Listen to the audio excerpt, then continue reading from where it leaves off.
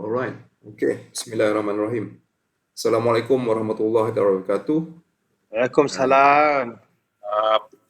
Dan pertama kali sekali kita ambil peluang ni lah untuk ucapkan selamat berpuasa bulan Ramadan bagi our brother Starians and Ya, also sebab kita dah masuk lingkungan 10 hari yang terakhir ni.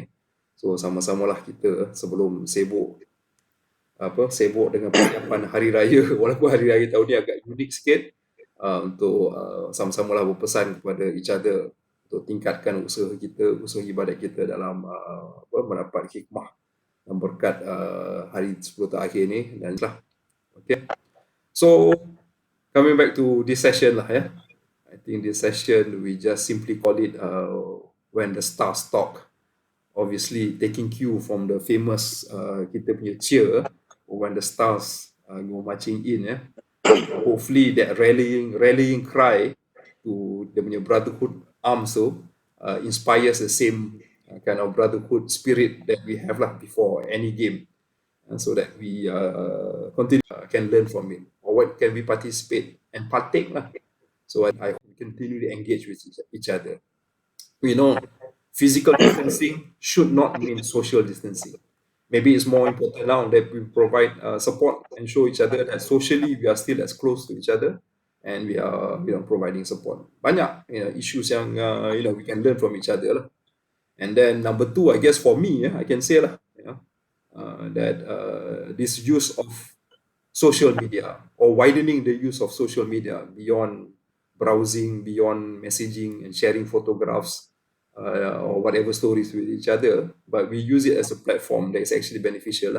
And there's a change that is happening to me. And maybe this period just accelerates all the changes that we are anticipating or putting off for a later date. I nak belajar pasal all the social media use and things like that. And I hope that we can always learn lah from this.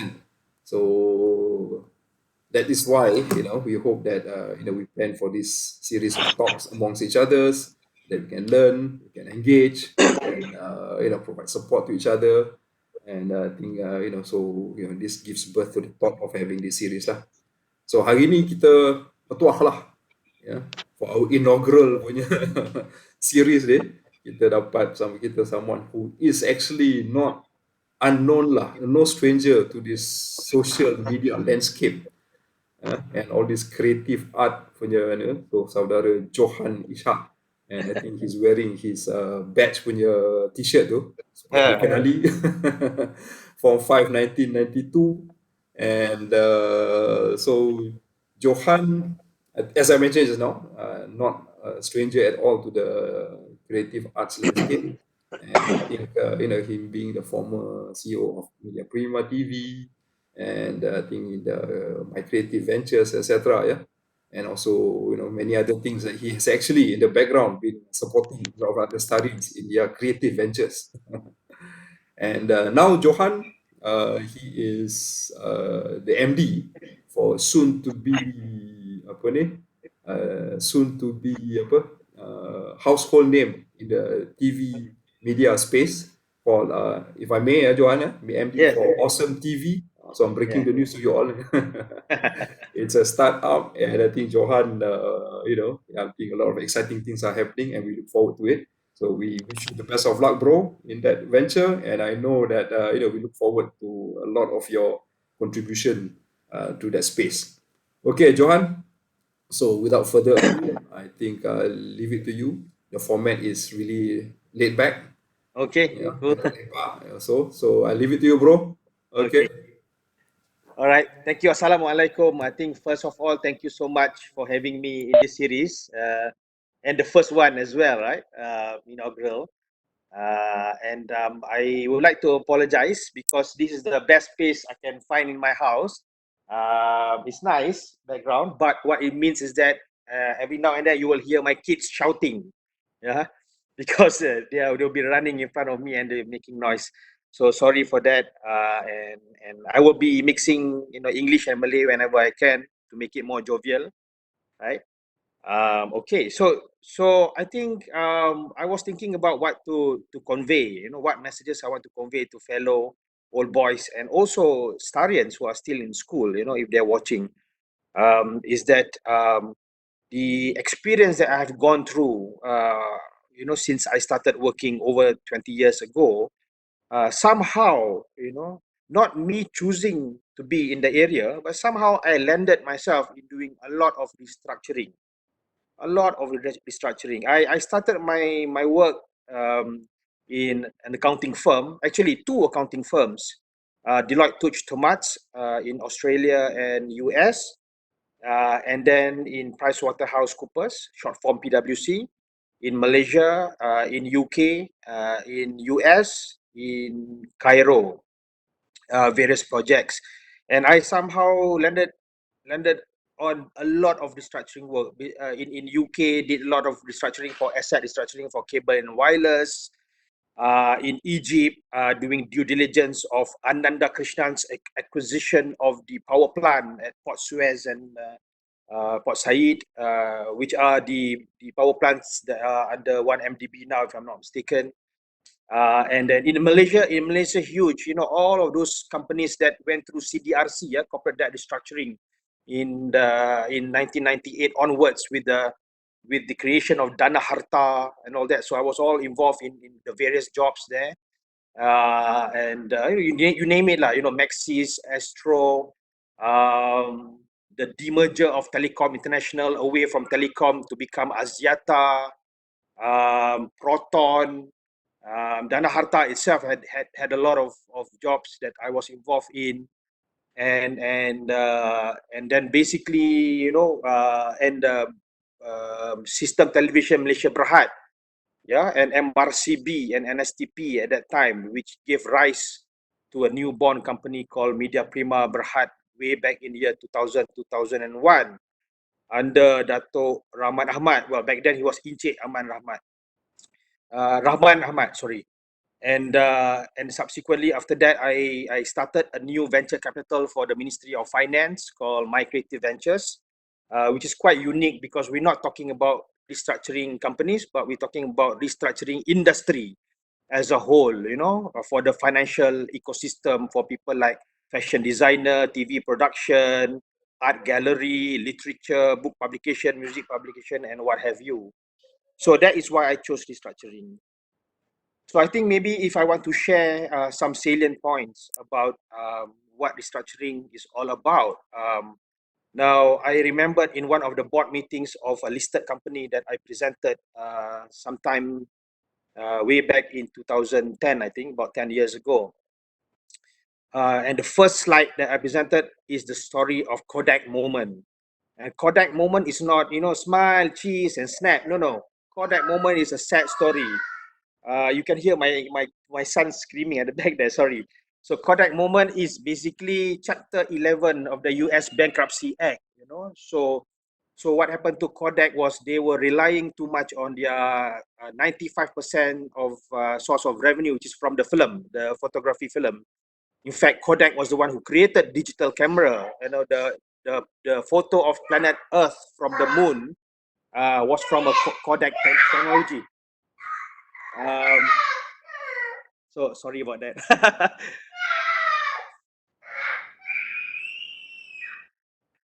Okay. All right. So what happened was that I was looking at the TV industry back then, and then sure enough, the TV industry needed to change before it reaches a critical point. You have seen a lot of examples. Nokia failed on overnight. Went bankrupt. Toys R Us, Kodak I mentioned earlier, Blockbuster, and then now we are seeing the same story all over again with the airlines and many restaurants and many hotels, right? So the thing is, you have to anticipate all this. So you have to anticipate all this. That means you must already put in what do you call industry change proof. So what we did, 10 years ago was that we already started online TV called tonton.com.my, which housed TV3 and TV7, ATV, and TV9, so that we can grab hold of the viewership when they migrate from normal television onto devices like mobile phones, iPads, and what have you. So back then, there wasn't any iFlix, no View, no Dim Sum, nothing. No, or the only thing was Netflix was already there in the US. They just converted from selling CDs online to a streaming service. The industry calls streaming service OTT, over the top. That means you write on the internet. So Malaysia started. I mean, Media Prima started tonton.com.my.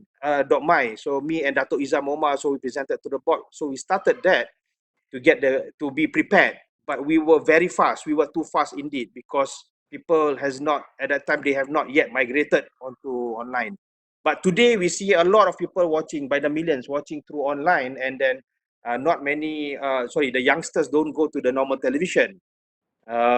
So now is about, whatever industry Starians are working or old boys are working in, you need to already build in this what they call, not just recession proof, but technological changes proof. Because normally companies, when they go through ups and downs, they will take it as, cyclical economic cycles. But in the industry that I work in, there is no more industry cycle. That chain has been broken. Now is structural change. It's no longer about 1998 crisis, 2008 crisis. Even if the economy improves, media will still go down because of digital disruption. So you have to do structural changes. Now, digital disruption is a very negative word. So we try to change it to digital opportunity. So we try all sorts of things to be very positive. But at the end of the day, it was very, very painful. At the end of the day, inside our head, it is still digital disruption.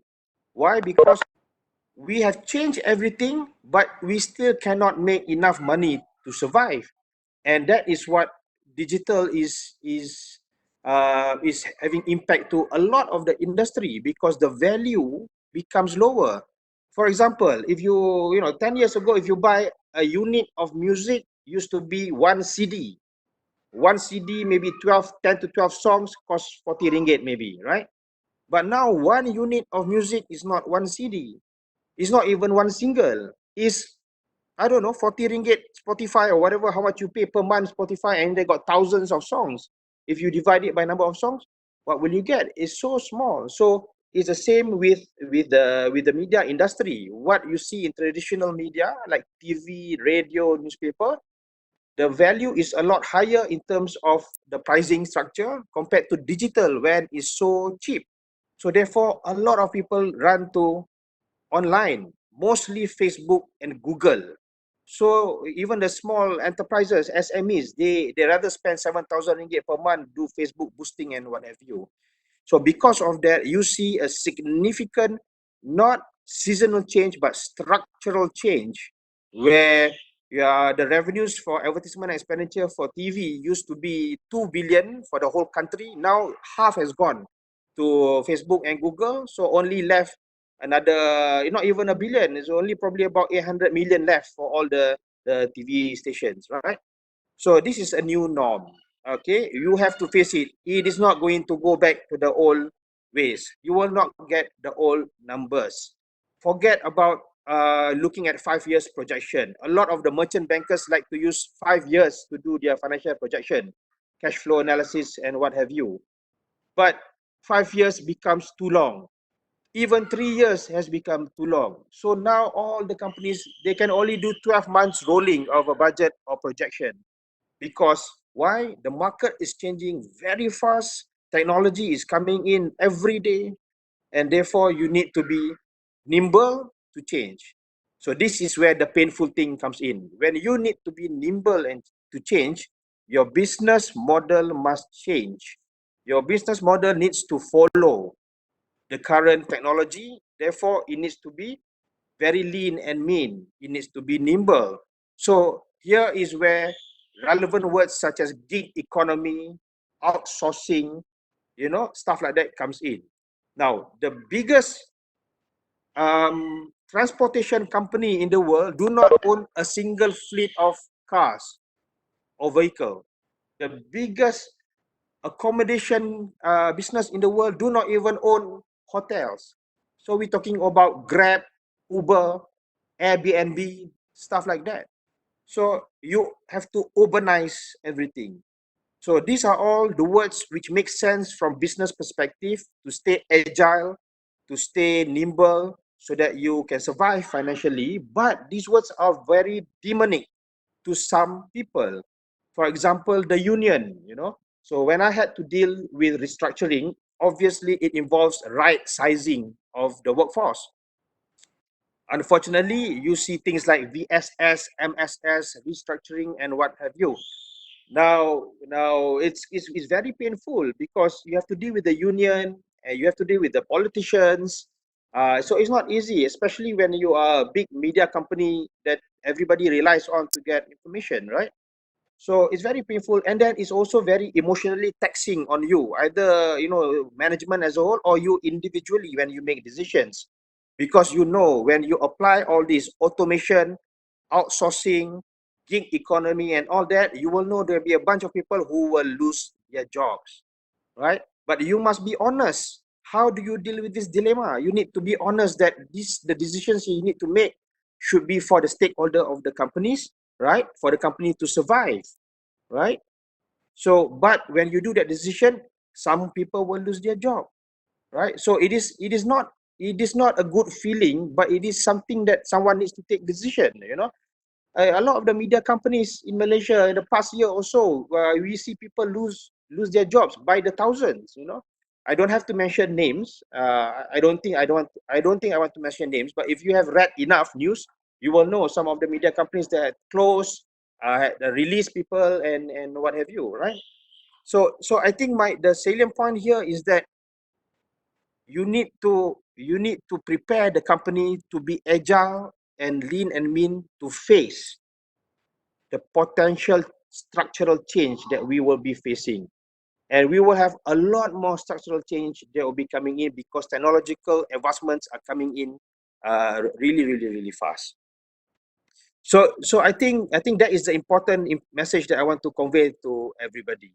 Sometimes people don't understand, why, this is what happens if you put a chartered accountant as CEO. All he does is just cut costs.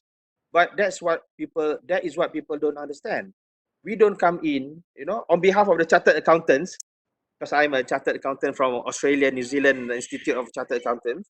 On behalf of accountants, I would like to say, don't view accountants negatively. It's not because we just want to cut costs. We want to invest.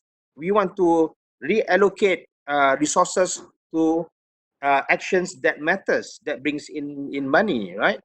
So I'll give you one example, yeah, for the broadcasting industry. Now, I'm in the unique position because I used to manage the largest TV station in the country, and now I'm managing a TV station that is not even on air yet. Yeah, a new TV station.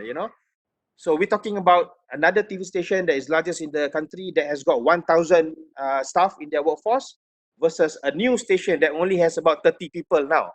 Okay, and I don't intend to grow it more than 50 people pun. But because of the technology that is available now, you can do so. So then the company that is still hanging on to the legacy and very difficult to change, they will have to face the problem of having the legacy workforce. Now, Malaysia used to have Japanese culture where staff are very loyal, stay with the company for 20, 30 years. But now that Japanese culture, I don't think it will work with the dynamic environment that we have now. I think it will have to be gig economy. That means you only have a few people in your company that is managing a particular component or a particular function, but the rest you use whoever is out there in the market. And that fellow, is not just working for you, can also work for your competitor.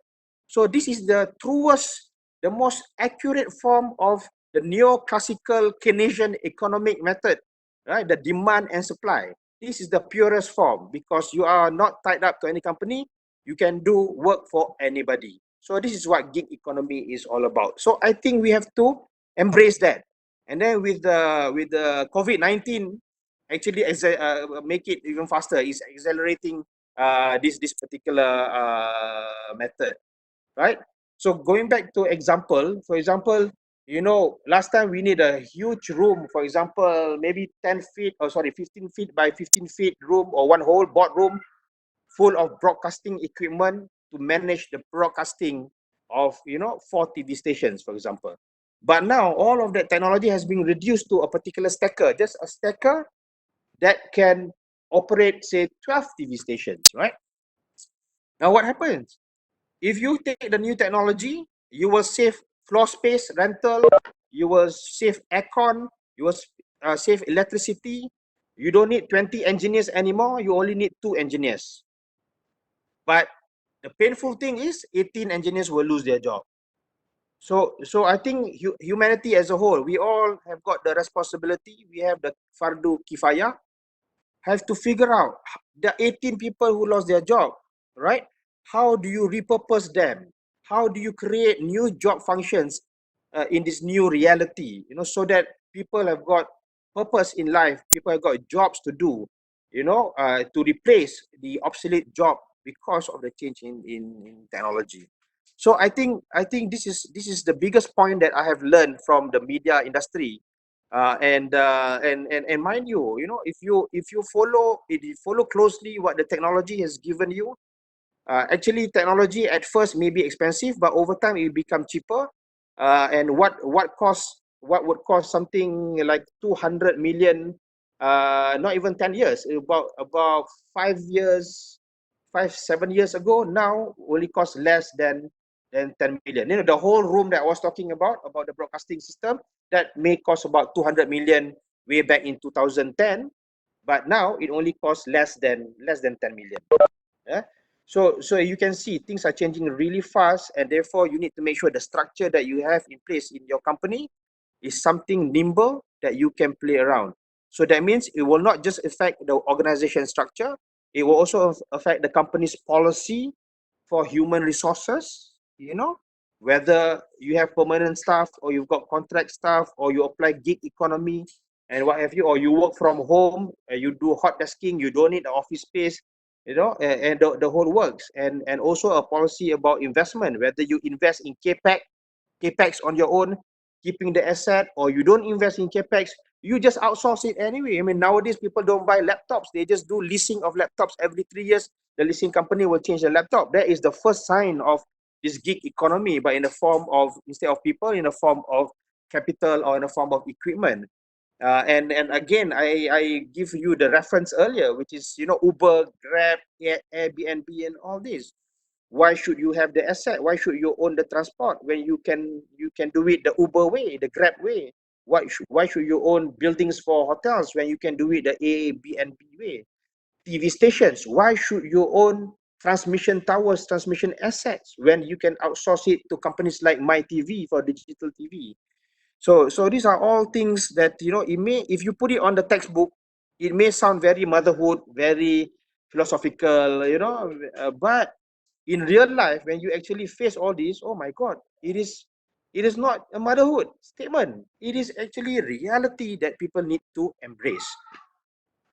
So I guess Fabio, I think that is, I may sound a bit emotional when when I tell this story, but I'm quite passionate in terms of trying to turn around companies, because that is what I've been trying to do for the past 15, 20 years, to help company identify areas of problems and solve it so that they can survive. So yeah, I don't know whether that's a very long answer to a very short question that you asked just now. Yeah.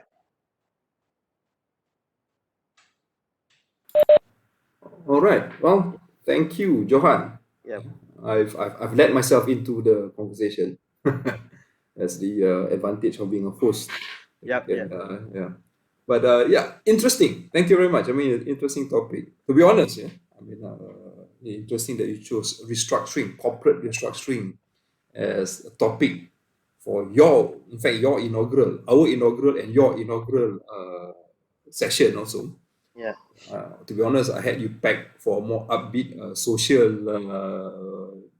social issues. Okay. But yeah, I mean, you touched on a very important part just now when you talk about the emotions that is tagged along with this corporate restructuring. Because at the end of the day, I mean, you admitted to be an accountant, a chartered accountant, but it is still at the end of the day a human story. Yeah. and then the 18 people that may be affected by the restructuring, the very much needed restructuring. If not, the whole ship sinks, and not just 18, but the 20 and even more will be affected. But how do you prepare them and even yourself for this situation? And I think it's important because we may all be part of the 18 at some stage. Yeah.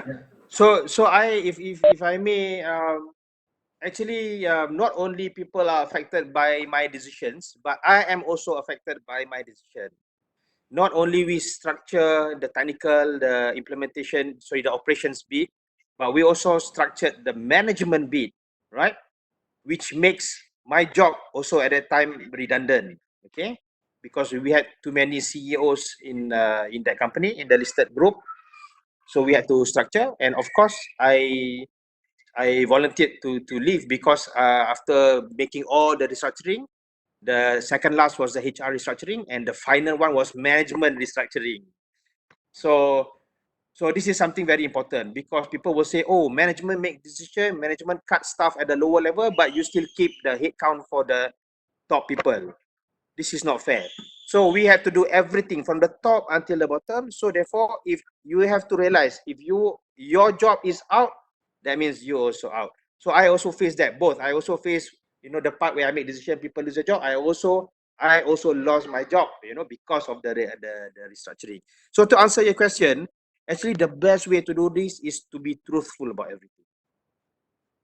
So before, in the past 3 years, before we finally decided to do any right sizing or any restructuring, every quarter we will do town hall, and we will show exactly where the numbers are, exactly the market sentiment, exactly what is happening with the competitors and the technology, and what we foresee what will happen, even though it is painful to reveal so. Now, gone are the days where you are trying to sugarcoat, so that you try to manage so that things get back to normal. Then, therefore, you hope that I don't have to share in full transparency. No, I think now everything must be transparent so that people can see the direction, so that they understand. Now, initially, it was very difficult for them to start understanding about what's happening to the industry. But once they see their, Channel 10 in Australia bankrupt, they see, some newspaper companies in Malaysia got closed down. You see, a lot of the companies, a lot of the traditional companies, one by one are closing down. So now that they realize, and then they start to think the other way around. Then they start to think about, okay, in that case, I might as well grab the opportunity to get the compensation and take the money from the compensation scheme and open up my own business in whatever industry I want to. So you can see a lot of people who are a lot more positive, in their mindset. They take the opportunity, take the compensation money, and open restaurants, open other business, and what have you. So I think, to answer that question, yes, the truth is the best way to manage emotion. Okay. Johan, thanks Oh, for okay, sharing. Sugari, go ahead. Okay. Johan, thanks for sharing your insight about the media industry. And for me, something new to me. Like, I'm not very familiar with media industry. I'm quite shocked to hear that when it comes to revenue for advertising, in the media industry has dropped from 2 billion to 800 million. Yeah. So my question here, for the media industry now, for the media companies, how do they replace this so-called big chunk of revenue? Because I believe that advertising has been the biggest, contributor to your revenues, right? So moving forward, what are the options for the media people now to get more revenues? Okay, so the number 2 billion is not the advertising money. Is called ADEX in short form, ADEX, advertisement expenditure. The 2 billion is not the whole ADEX, is just for TV, yeah, for TV ADEX. So now I think the money has gone to digital. And when I say digital, 70-80% has gone to Facebook and Google, right? So for example, like TV, you cannot just hope to get advertising revenue from the traditional TV. You must also structure your business to get advertising revenue from videos or content that can be put on digital platforms. Okay, and that means your content cannot be just focused for one particular platform. it needs to be platform agnostic. It doesn't matter where the platform is, people can consume your content on the phone, on the tablet, on the TV, on the laptop, and what have you, right? So what we did was, I mean, just to demonstrate, you know, where to get the extra revenue. I have done these two things: democratization of digital and democratization of content. You know, where the content from TV, because we invested a lot of money for TV, might as well we pivot into areas that can bring more money. So the content from TV, I've taken it out and I've democratized it on online on tonton.com.my, where you no longer have to pay monthly fees, right? Because I was doing the mathematics, it's opportunity cost. It's either A or B. Which one brings in a lot more money? We were charging about 10 ringgit per month for people to watch content online on tonton.com.my. But it didn't get the momentum because Malaysians somehow do not want to pay for that, you know. I'm not sure. Even for iFlix, Netflix, it is just about 500,000 accounts only. It doesn't really even reach millions. So we cut to 5 ringgit per month, also cannot get traction. So we had to forgo everything and make it free and try to grab the money from the 1 billion that we lost that has gone to digital. We want to grab it, you know, from the digital platform. Now, when you do that, how are you going to fight Facebook and Google? Those are the two giants. You know, how can a small Malaysian, you know, companies trying to fight with a global Facebook and Google?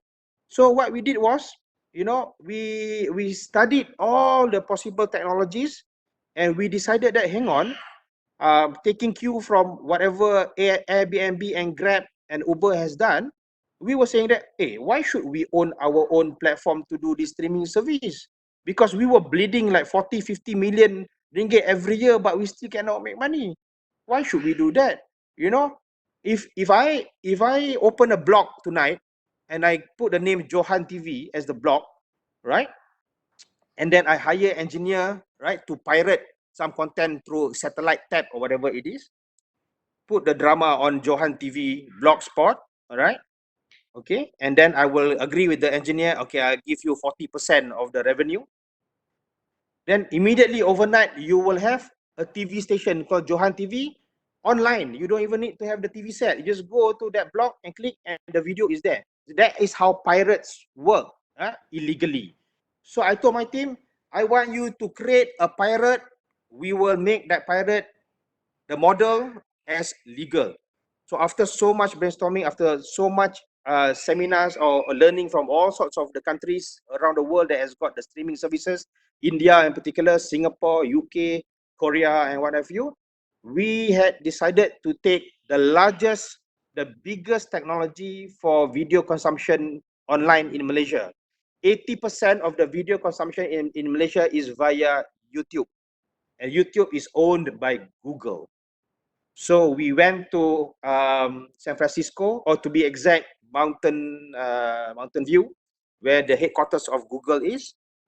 We negotiated with them, and then we proceed in negotiation for implementation stage in Google in Singapore, and then they open office here in KL. So we had decided to drop our technology that we have built since 2010, and we have collaborated with YouTube as our engine, and immediately from 40 million OPEX for streaming service, now down to just 1 or 2 million just for some admin and stuff. And then, but we gain momentum in getting the revenue. So to answer your question, now we are able to tap the revenue from the online. And then because TV3 in particular has got a lot of fresh content on daily basis, where nobody can compete with us in terms of the hours of fresh content daily. So now after less than for about how many years? About 1 year. Now TV3 has become the #1 YouTuber in Malaysia at 150 million views per month.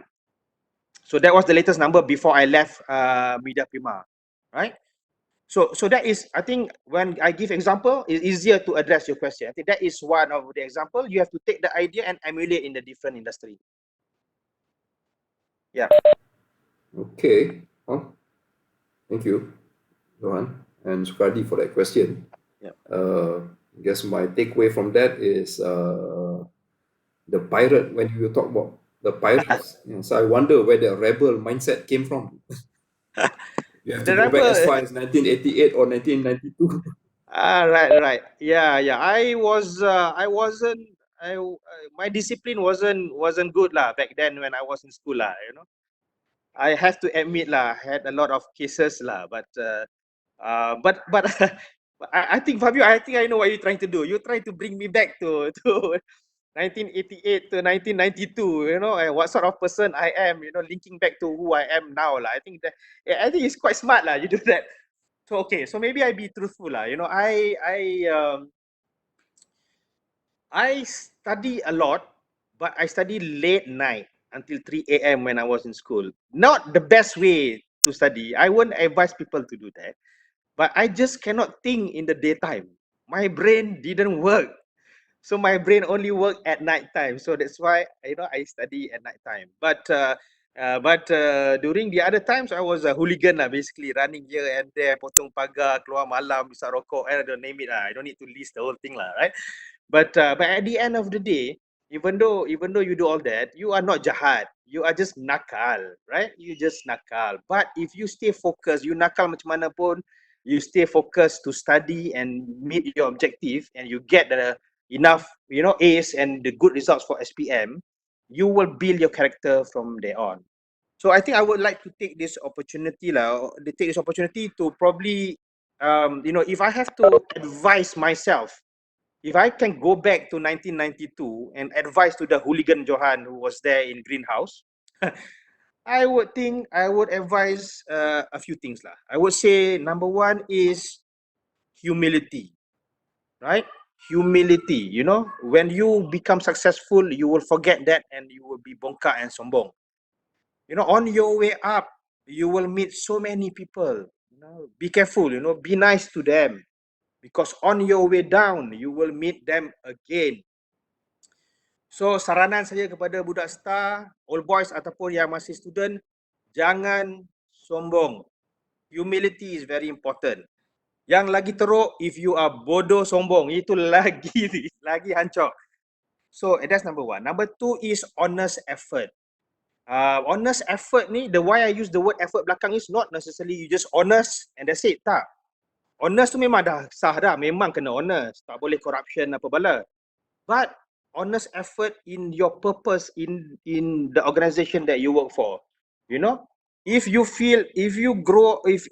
have to make the decision for the company, but it makes you unpopular, if you put honest effort, you will make the decision. If you don't put honest effort, you will not make it. You will let it be like that because you don't want to be unpopular.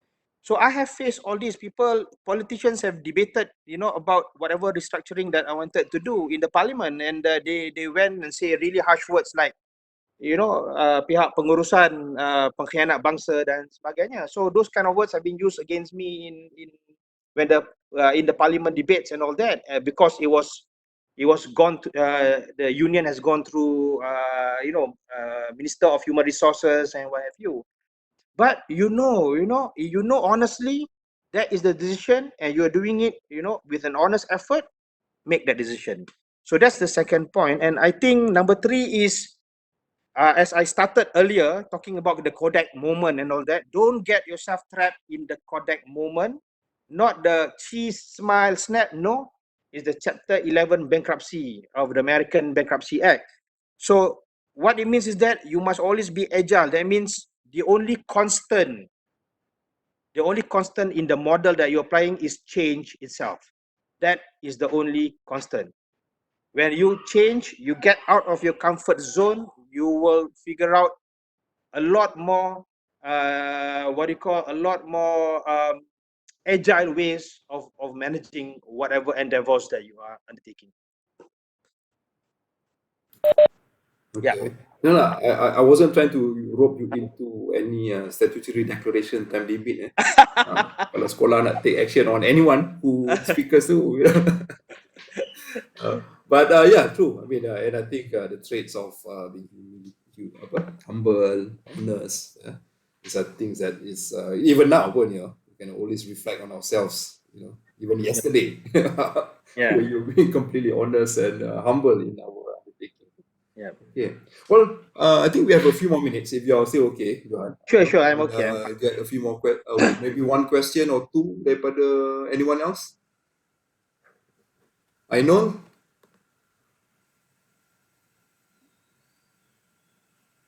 I know it's not. Can hear. I think on mute. He's on mute. Okay. He's on mute. Yeah, Ainul ke Nazmir, Boyak, Hello. if the question. Okay, Ainul. Yeah. Welcome.